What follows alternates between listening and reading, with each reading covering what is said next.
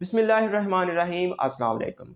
Dear student, कैसे हैं आप? उम्मीद है कि आप सब खैरियत से होंगे। आज की इस वीडियो में शेयर करना चाहता हूं कि लॉ एडमिशन टेस्ट को क्लियर करने का बहुत ही आसान तरीका है। आपके पास एक आइडिया होना चाहिए, क्योंकि everything begins with an idea. हर चीज़ जो है वो एक आइडिया के साथ स्टार्ट की जाती है। अगर आपके पास ये आइडिया है तो आप लॉ एडमिशन टेस्ट को क्लियर कर सकते हैं। वो आइडिया क्या है, सुनते हैं इस वीडियो में। तो अगर आप चैनल पर न्यू हैं तो चैनल को सब्सक्राइब करें, बेल आइकन को प्रेस करें, ताकि आपको हर न्यू आने वाली वीडियो पर वक्त मिलती रहे। सबसे पहली बात यह है कि आपको पता होना चाहिए कि लॉ एडमिशन टेस्ट में टोटल कितने मार्क्स हैं, सब्जेक्टिव पोर्शन कितने मार्क्स का है और एमसीक्यूज कितने हैं। सबको पता है 75 मार्क्स के एमसीक्यूज हैं, 25 मार्क्स का सब्जेक्टिव पोर्शन है।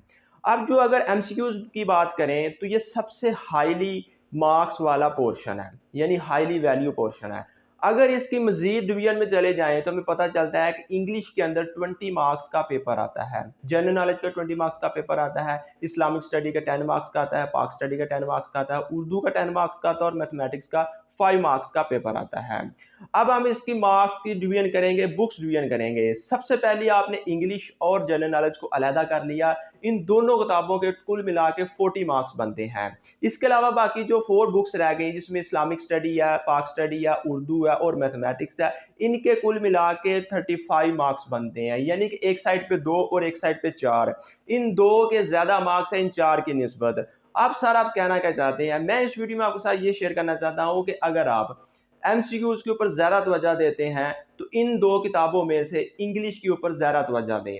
इंग्लिश के जो 4 पोर्शंस हैं, जिसमें सिनोनिम्स है, एंटोनिम्स है, प्रपोजिशन और स्पेलिंग मिस्टेक या सेंटेंस स्ट्रक्चर, इनके ऊपर आप ज़्यादा तवज्जो दें। और इधर जो आपके पास 4 किताबें हैं, इनमें से मैथमेटिक्स को निकाल के इस्लामिक स्टडी, पाक स्टडी और उर्दू, इन 3 के ऊपर ज़्यादा तवज्जो दें। यानी कि जनरल नॉलेज को भी फिलहाल स्किप कर दें और मैथमेटिक्स को भी स्किप कर दें। इंग्लिश और बाकी जो 3 किताबें हैं उनके ऊपर आपने ज़्यादा तवज्जो देनी है। ये आपके लिए एक आइडिया है।